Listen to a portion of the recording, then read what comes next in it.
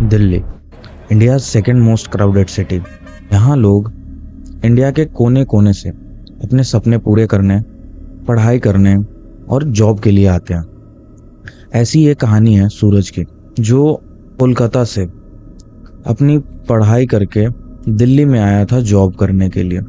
दिल्ली आने के बाद सूरज का एक गलत डिसीजन उसको आज तक भारी पड़ रहा है। वो क्या डिसीजन था, इस कहानी में आगे जानने को मिलेगा। तो चलिए इस कहानी को स्टार्ट करते हैं। ये बात 2019 की है, जब सूरज की पढ़ाई पूरी हुई थी। उसने एक दो जगह अपने जॉब के लिए अप्लाई कर रखा था। कुछ महीने बाद 2020 में उसे साउथ दिल्ली के एक एमएनसी कंपनी से एक ऑफर लेटर आता है। वो उस ऑफर लेटर को देख के बहुत खुश होता है और वो दिल्ली जाने के लिए तैयार हो जाता है। उसने अपना बैग पैक करा और वो निकल गया दिल्ली के लिए।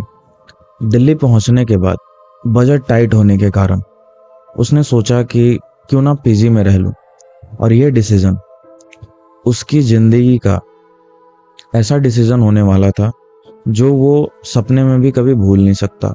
उसने ऑनलाइन 2-3 जगह सर्च करा, उसे सस्ता पीजी मिल गया क्योंकि बजट टाइट था। इस वजह से वो ज़्यादा महंगा पीजी अफोर्ड नहीं कर सकता था।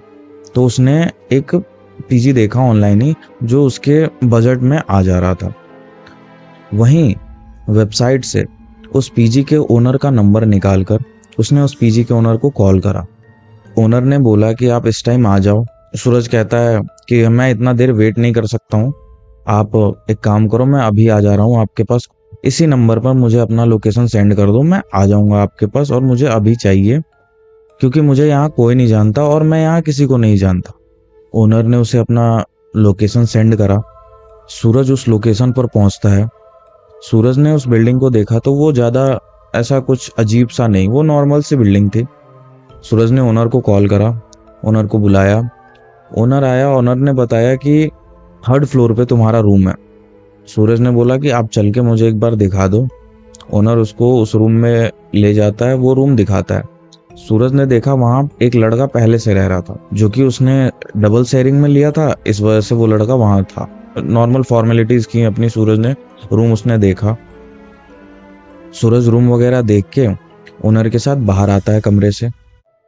रेंट देने के बाद सूरज ने ओनर से पूछा कि मेरी रात की शिफ्ट भी होती है, तो ऐसा कोई रूल तो नहीं है कि रात में गेट आप बंद कर दोगे। ओनर ने कहा कि नहीं, ये इंडिपेंडेंट पीजी है, बट आप 2 बजे के बाद रात में अननेसेसरी बाहर मत जाना, और अगर आपको लेट हो जाए तो हो सके तो आप उधर ही रहना, 2 बजे के बाद यहाँ मत आना।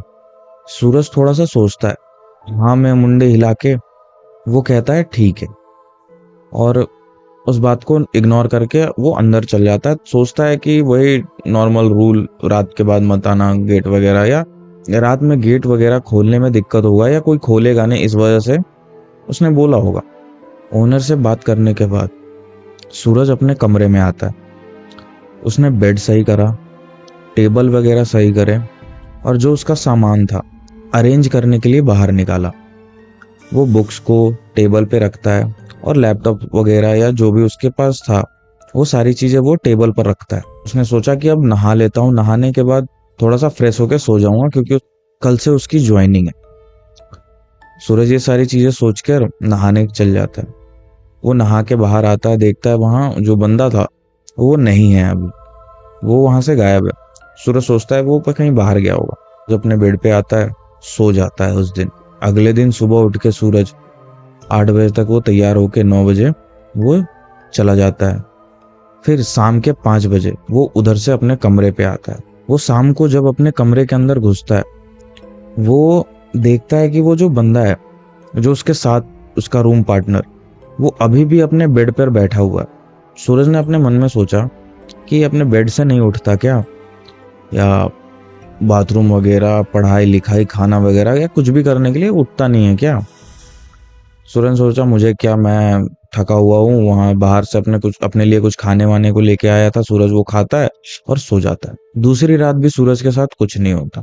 2 दिन बाद सूरज 2 बजे उठता है। 2 बजे उठने के बाद वो अपने बेड से निकलता है। 2 बजे उठने के बाद वो अपने रूम में जाता है। 2 बजे उठने के बाद वो अपने रूम में आता है। 2 बजे उठने के बाद वो अपने बेड पे आता है। उठता है 8 बजे, वही अपना नॉर्मल रूटीन जो फॉलो करता है, वो जो जॉब के लिए जाता है वो सुबह से शाम तक अपना जॉब करता है, 5 बजे वो घर पे आता है, वही रूटीन नॉर्मल वो फॉलो करता है। उस दिन भी शाम में वो आता है खाना वाना खा के और वो 8, 8:30, 9 बजे तक सो जाता है। पर इस रात उसकी बाकी रातों जैसी नहीं गुजरने वाली थी। सूरज कहता है कि मेरी नींद 2:17 पर खुली थी। मैं उठा, अचानक से ऐसा लगा कि किसी ने मुझे उठाया हो। मैंने अपना फ़ोन देखा तो उसमें टाइम 2:17 हो रहे थे। मैंने फ़ोन रखा और मैं सोने का ट्राई करने लगा, बट मेरी नज़र उस बगल वाले बेड पे सोए हुए उस लड़के पे पड़ी। वो अजीब तरीके से सामने जो गेट है उसको देखे जा रहा था, और तभी मुझे एक आवाज़ सुनाई दी, जैसे कोई ऊपर से किसी चीज को घसीटता हुआ कहीं लेके जा रहा हो। सूरज ने सोचा कि शायद ऊपर कोई अपना सामान शिफ्ट कर रहा हो। ये सोचकर सूरज ने उस बात को आई गई कर दी, इग्नोर कर दिया। सूरज फिर सोने की कोशिश करने लगा। 1 से 2 मिनट के अंदर सूरज को अपने गेट के बाहर किसी के भागने की आवाज सुनाई दी, जैसे कोई भागा हो उसके गेट के पास से। सूरज उठ के बैठ जाता है और सूरज की नजर फिर से उस लड़के पे पड़ती है। वो अभी भी अपनी आंखें खोल के उसी गेट को देखे जा रहा था। सूरज को लगता है कि ये सोया नहीं है और ना ये जगा हुआ है, जैसे ये फ्रीज हो चुका है। सूरज सोचता है कि मैं इससे कुछ बोलूं या पूछूं कि आवाज क्या तुझे भी आई, बट उसने सोचा कि छोड़ो यार, क्या पूछना, सो जाता हूँ, कल सुबह मुझे ऑफिस जाना है। सो लेट हो गया तो थोड़ा इम्प्रेशन खराब हो जाएगा कि अभी अभी स्टार्टिंग करा और लेट आ रहा हूँ। तो वो फिर से लेट जाता है बेड पे, और उसे कब नींद आती है उसे पता नहीं चलता। सुबह उठ के 8 बजे तैयार होता है, 9 बजे के आसपास वो ऑफिस के लिए निकल जाता है। शाम को फिर वो 5 बजे के आसपास आता है रूम पे। टाइम वो देखता है कि वो जो बंदा है और उसके साथ एक और लड़का बैठा हुआ है, वो दोनों आपस में बात कर रहे हैं और हंसी मजाक कर रहे हैं। उस लड़के ने, जो उसके साथ रहता था रूम में, उसने बोला कि भाई तेरे लिए भी चाय बना के रखी है तो पी ले। सूरज सोचता है कि चलो ये बात तो करता है कम से कम, मुझे लगा कि ये बातें नहीं करता है। तो सूरज इस बात को लेके थोड़ा सा खुश हो गया कि चलो थोड़ी बहुत दोस्ती हो रही है हमारी। जाता है, फ्रेश वगैरह होता है और चाय लेके उन दोनों के साथ बैठ जाता है। सूरज बात करना स्टार्ट करता है, अपना नाम बताता है, उनसे नाम पूछता है और ये सारी चीजें होती हैं।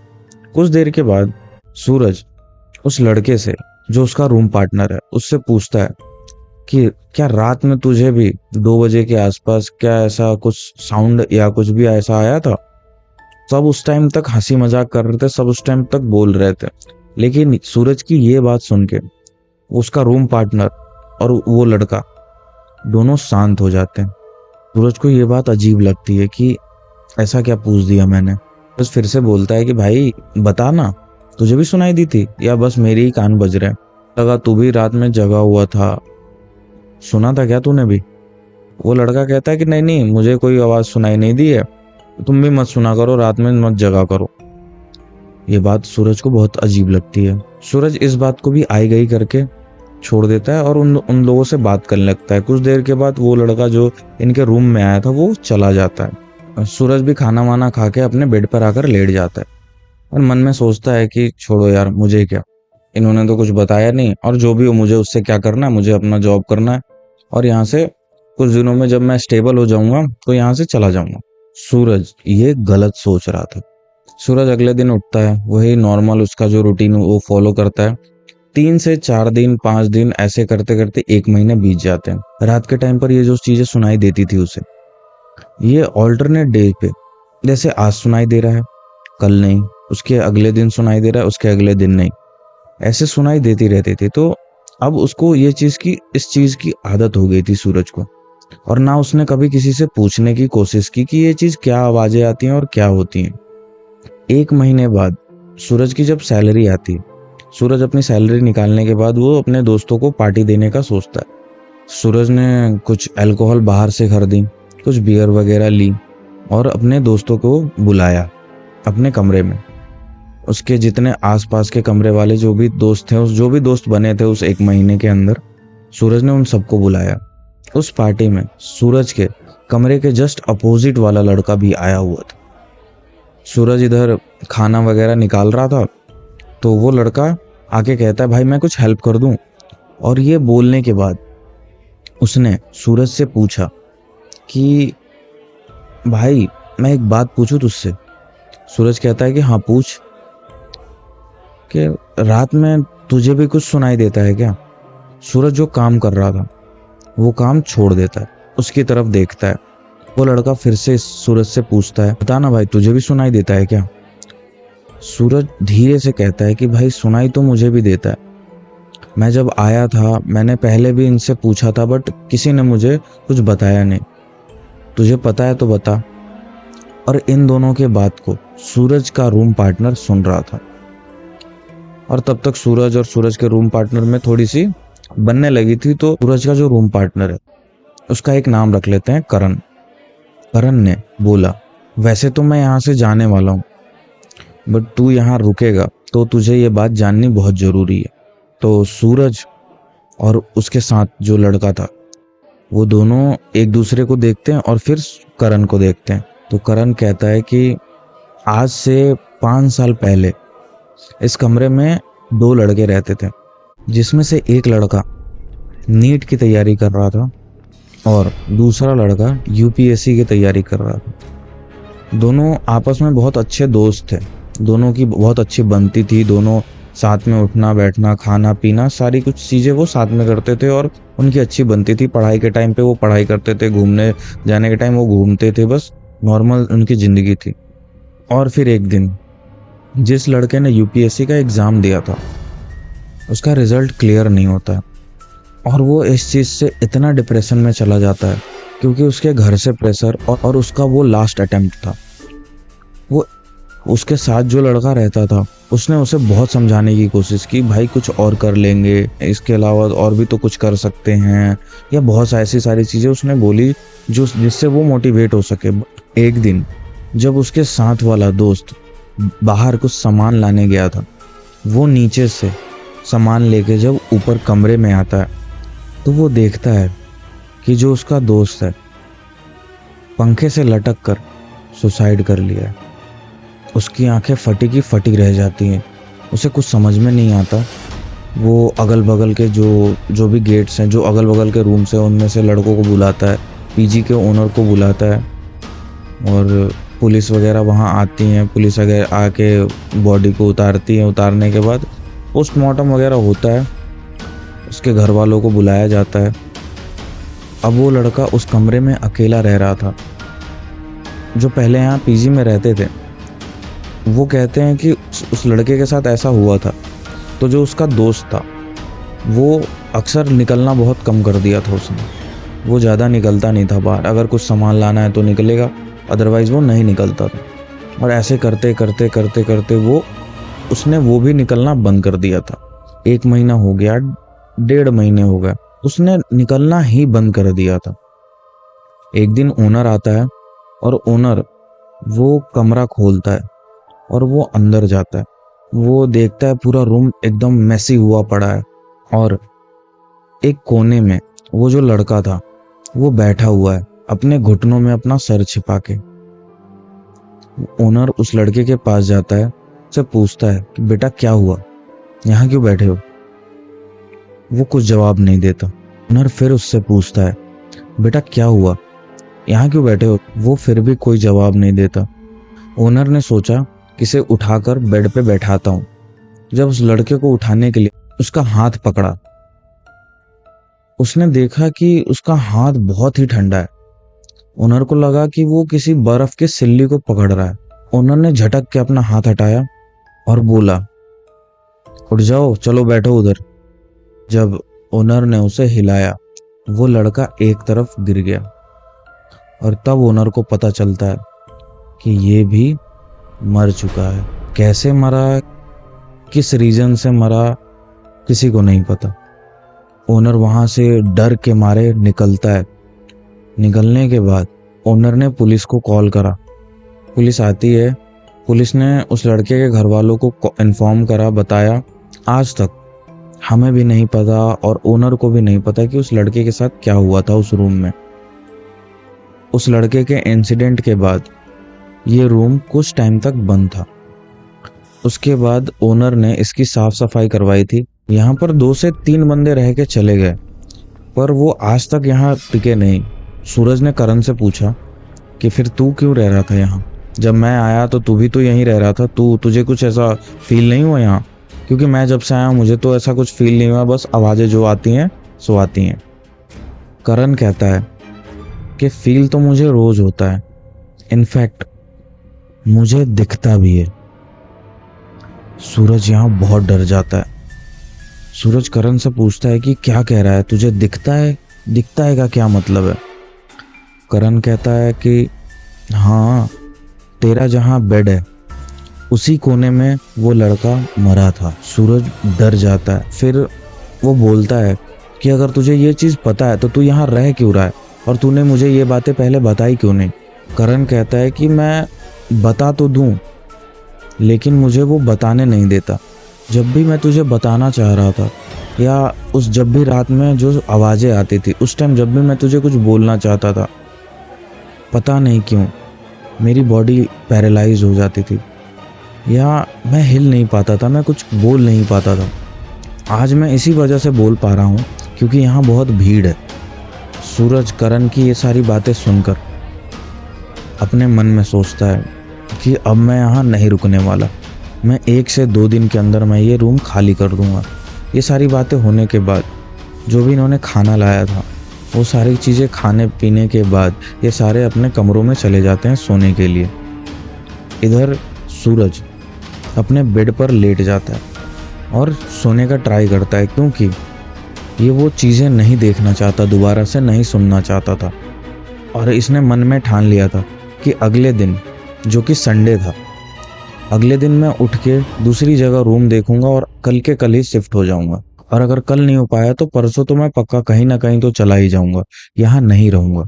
लेटा लेटा सोचते सोचते सो जाता है। उसकी नींद सेम उसी टाइम 2:17 पर खुलती है। सूरज अपने बेड पर लेटा हुआ ही था, उसकी बस आंखें खुलती हैं और वही सेम साउंड, ऐसा जैसे कोई कुछ घसीट रहा हो। तभी सूरज को अपने गेट पर खटखटाने की आवाज आती है। सूरज अपने जगह से 1 इंच भी हिल नहीं पा रहा था। फिर सूरज को ऐसा सुनाई देता है कि जैसे दरवाजे के पास से कोई बोल रहा हो। सूरज अपनी आंखें बंद कर लेता है। आंखें बंद करने के बाद सूरज जब आंखें अपनी खोलता है तो उसे लगता है कि उसके चेस्ट पे कोई बैठा हुआ है और अपना हाथ उसके गर्दन की तरफ बढ़ा रहा है और कह रहा है, तुझे मैं जाने नहीं दूंगा। ये सुन के सूरज और डर जाता है, हिलने की कोशिश करता है बट वो हिल नहीं पा रहा था। वो बहुत ज़्यादा मेहनत करता है, वो चिल्लाना चाहता है बट वो चिल्ला नहीं पा रहा था। ऐसा लग रहा था उसका किसी ने गर्दन दबा रखा है। जब ये सारी चीज़ें सूरज के साथ हो रही थी तो सूरज ने अपने बगल वाले बेड पर देखा करण को। वो देखता है कि करण बैठकर उसे ही देखे जा रहा है। सूरज अपनी आंखें बंद करता है और हनुमान चालीसा पढ़ने लगता है। कुछ देर के बाद सूरज को थोड़ा सा हल्का महसूस होता है तो सूरज अचानक से झटके से उठता है। उठने के बाद सूरज करण की तरफ देखता है, लेकिन करण की तरफ देखने के बाद यहाँ फिर से चौंक जाता है। सूरज को याद आता है कि करण तो है ही नहीं। करण ने तो कहा था कि आज वो अपने दोस्तों के साथ उन्हीं के रूम में सोएगा। आज तो मैं यहाँ अकेला था, तो फिर मुझे उस टाइम कौन दिखा था? सूरज अपने बेड से उठता है, वो गेट की तरफ जाने लगता है। सूरज के कंधे पे एक हाथ आता है और उसे खींचकर बाथरूम के पास इतनी जोर से फेंकता है, उसके सर में चोट लगता है। वो फिर भी वहाँ से उठता है और फिर से गेट की तरफ भागने लगता है, पर इस बार किसी ने सूरज का बाल पकड़ा और उसे घसीट के उसी कोने में ले जाकर बैठा दिया जहां उस लड़के की लाश मिली थी। और सूरज को एक धीमी सी आवाज आती है, मैं तुझे भी लेके जाऊंगा। सूरज वहां बहुत डर जाता है। सूरज फिर से बैठ के हनुमान चालीसा पढ़ने लगता है। हनुमान चालीसा पढ़ते पढ़ते वो वहां से उठता है, वो गेट के पास जाता है और इस बार गेट खुल जाता है। और बाहर जाने के बाद सूरज इतनी जोर से चिल्लाता है, जितने उसके अगल बगल के कमरे में रहने वाले जो भी उसके दोस्त थे वो बाहर आते हैं, और उसी में करण भी था। सूरज जैसे ही उन लोगों को देखता है वो नीचे गिर जाता है और गिरते ही बेहोश हो जाता है। सूरज की नींद सुबह खुलती है। सूरज के साथ जो भी हुआ सूरज सबको बताता है। वहां ओनर भी था। ओनर ने भी ये सारी बातें सुनी और ओनर ने बोला कि बेटा, मुझे तुम्हें ये कमरा नहीं देना चाहिए था, मुझे पता होना चाहिए था। इनफैक्ट मुझे पता था कि ऐसे ऐसी चीजें पीछे हो चुकी हैं इस कमरे में, और बहुत बच्चे इस कमरे से चले जाते हैं, नहीं रुकते हैं इस कमरे में, तो मुझे ये कमरा नहीं देना चाहिए था तुम्हें। जब कोई घटना हो गई उसके बाद अब पछता के क्या करोगे? सूरज के दिमाग में ये बात आज तक है। मुझे नहीं लगता कि ये कभी निकलेगी भी। वो उसी दिन उस पीजी को छोड़ता है और वो अपने घर चला जाता है। घर जाने के बाद उसने सारी चीजें बताई अपने घर वालों को, अपने साथ जो भी घटनाएं उसके साथ हुई थी वहां उसने जो बताई। बताने के बाद उसके घर वालों ने बहुत जगह लेके गए दिखाने के लिए कि ऐसा क्यों है, क्या है और ऐसा क्यों हो रहा है इसके साथ। उन्हीं में से एक पंडित ने सूरज को बताया कि जहां वो रहता था वहां 2 आत्माओं का वास है। और सूरज बच के आ गया, नहीं तो उस आत्मा ने पहले भी एक इंसान को मारा है और इस बार सूरज की बारी थी। ये सोच के उसके दिमाग में वो सारी कहानियां आने लगती हैं जो करण ने उसे बताई थी। और सूरज ये समझ जाता है कि वो जो लड़का है जो मरा था कोने में, उसे भी उसी लड़के ने मारा था जिसने सुसाइड करा था। उसके बाद वो पंडित सूरज को कुछ चीजें देता है और पंडित ने बोला कि आप इसको पहनने के बाद आप इस जगह पर नहीं जा सकते और अवॉइड करना, मत जाना। इसके बाद से सूरज कभी भी दिल्ली के उस जगह पर कभी नहीं गया। सूरज अभी भी जॉब वहीं करता है, लेकिन उस जगह पर, उस मोहल्ले में, उस गली में सूरज आज भी जाने से डरता है। ये थी आज की कहानी। और अगर आपको अपनी कहानी मुझे भेजनी है, डिस्क्रिप्शन में दिए गए मेल पर अपनी कहानी मुझे भेज सकते हो। मैं उसे नैरेट करूंगा यहाँ एरिस टीवी पर। मैं हूं आलोक और आप देख रहे हो एरिस टीवी। मिलते हैं नेक्स्ट वीडियो में एक नई और डरावनी कहानी के साथ। तब तक के लिए बाय और सेफ रहें।